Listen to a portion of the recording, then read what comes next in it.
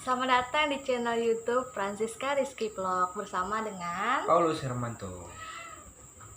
Oke, di sini kita akan membahas tentang apa itu matematika. Tahu kan matematika? Dari TK, SD, SMP sampai SMA, pasti kalian ada ketemu yang namanya pelajaran matematika. Oke, untuk lebih lanjutnya, sebelum kita masuk ke pembahasan, jangan lupa subscribe, like channel YouTube ini, and berikan komentar kalian. Kira-kira nanti kita mau buat channel apa lagi, atau mungkin bisa berupa saran.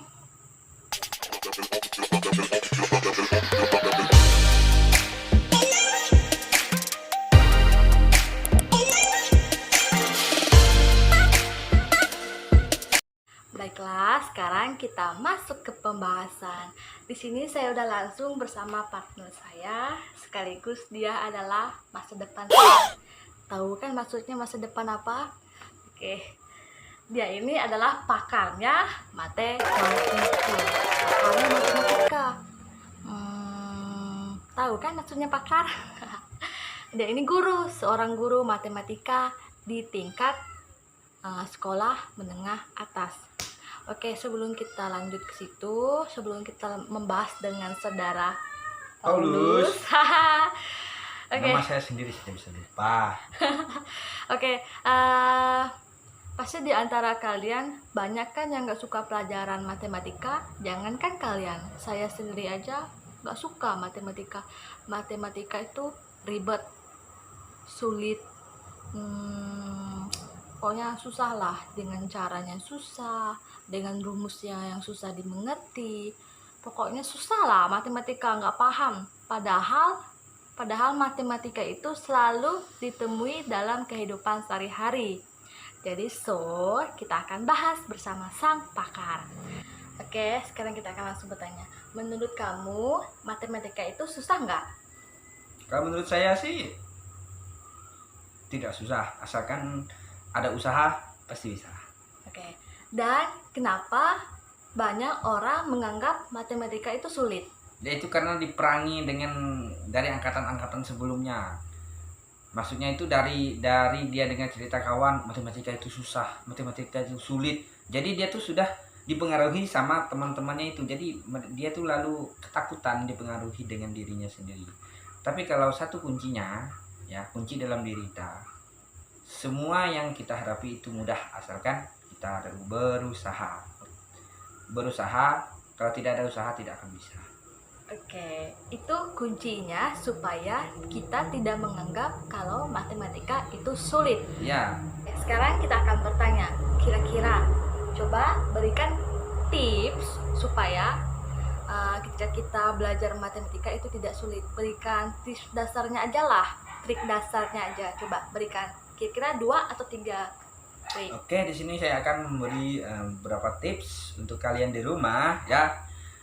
Bagaimana sih cara belajar yang efektif atau mudah dengan matematika? Oke, yang pertama, yang paling mendasar adalah penguasaan konsep tentang penjumlahan, perkalian, pembagian, dan pengurangan. Nah, itu harus dikuasai konsepnya. Konsepnya seperti apa? Nanti tinggal ya cari aja di internet, banyak di Google ya, konsep-konsep awal. Nah, itu dasar ya, itu dasarnya.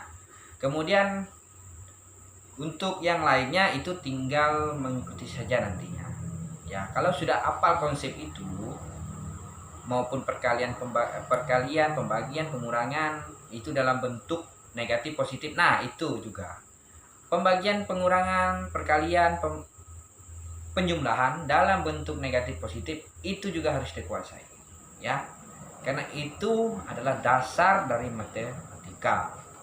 Kalau sudah menghafal itu, konsep itu sudah bagus, dijamin kalian pasti suka. Oke, berarti udah dengar kan tadi tipsnya apa? Tadi ada dikatakan tentang positif negatif. Apa kalian tahu apa itu positif dan negatif? Sekarang kita tanya pakarnya. Apa sih itu positif dan negatif? Oke, positif dan negatif ya. Kebanyakan siswa kalau di sekolah ya, di sekolah kebanyakan siswa kalau sudah mendengar bilangan positif negatif itu berpikirnya itu udah kejauhan ya, udah kejauhan sekali. Bahkan terkadang dalam menjumlahkan atau mengurangi itu tidak memperhatikan tanda itu, tanda di negatif dan positif. Itu merupakan banyak cara untuk mengantisipasinya. Ada beberapa cara yang simple ya. Ada dua bilangan misalnya positif dan negatif. Kalian anggap positif itu adalah dibalik aja ya. Kalian anggap bilangan negatif itu adalah hutang dan bilangan positif adalah kita mau bayar gitu. Misalnya kamu bilangan negatif 4 ditambah 5, berarti kan di depan 4 ada negatif, berarti negatif 4. Negatif 4 itu kamu anggap adalah hutang. Nah, kemudian tambah 5 itu berarti positif 5. Kenapa positif 5? Karena di depannya 5 itu adalah positif atau tambah. Nah, kebanyakan siswa biasanya menjawab berapa? 9. Itu salah. Jawaban yang benar adalah positif 1. Oke, berarti kesimpulannya negatif adalah hutang, Ya. positif adalah uang. Kalau kita uangan ya, berarti adalah Ya. uang yang kamu punya. Bagaimana? Udah ngerti dasar dari matematika itu tentang negatif dan positif. Oke, sekarang perkalian. Bagaimana kira-kira punya tips nggak supaya kita mudah dalam memahami perkalian? Karena perkalian juga termasuk walaupun dia dasar ya, tapi bisa juga dianggap yang sulit. Sekarang punya tipsnya nggak kira-kira supaya mudah untuk memahami atau menghafal perkalian? Kalau untuk perkalian sih ya banyak sebenarnya ini adalah eksak ya, eksak dari mana kemampuan otak kiri dan otak kanan sebenarnya. Cuman kalau misalnya ibaratkan pisau ya, pisau kalau dia sering diasah itu semakin tajam. Ibaratkan pisau yang awalnya tajam, kalau tidak sering diasah maka dia akan tumpul. Nah, seperti itulah juga otak, perlu diasah. Oke, untuk perkalian sebenarnya ada beberapa cara yang dimana menggunakan jari-jari. Nah, ada juga, tapi itu udah banyak orang membuat konten tentang bagaimana sih perkalian tentang jari, misalnya ini 2 kali 4 misalnya. Nah, seperti itu. Kemudian untuk yang mudahnya di SD, guru SD juga mungkin pernah menjelaskan bagaimana sih perkalian itu. Misalnya 2 kali 4 berarti 2 kali ngambil 4. 2 kali ngambil 4 berarti 4 berarti 4 tambah 4 sama dengan 8. Nah, gitu. Berarti 2 dikali 4 sama dengan 8. Kemudian kalau 3 kali 5 berarti 3 kali ngambil 5. Berarti 5 berarti 5 tambah 5 tambah 5. Kan 3 kali kan? Berarti 15. Itu berarti hasil dari 3 kali 5 sama dengan 15. Nah, itu sih menurut saya. Oke, bagaimana kalau tadi saya dengar sih dari tipsnya itu perkalian dasar udah dari zaman dulu sih dipakai. Bisa contohnya kayak tadi kan dikatakan 3 dikali 4. Berarti 3 kali ngambil 4 ya. Ya, 3 Berarti kali ngambil 3 kali 4. ngambil 4. 3 4. Hah? 4. 3 kali 4. Oh iya, Berarti sorry. 3 kali ngambil 4. Oke, 3 kali 4. Berarti Oke. 4 tambah 4 8. Tambah 4 lagi 12. Maka hasil dari 3 kali 4 sama dengan 12. Oke, bagaimana? Udah bisa dipahami kan tentang perkalian? Kira-kira menurut kalian, apalagi sih matematika yang sulit? Maksudnya bagian matematika yang sulit. Coba kalian berikan komentar di kolom komentar di bawah YouTube channel saya. Nanti saya akan jawab semua pertanyaan kalian yang berkaitan dengan matematika. Oke, cukup sekian berarti tentang materi matematika yang dianggap sulit.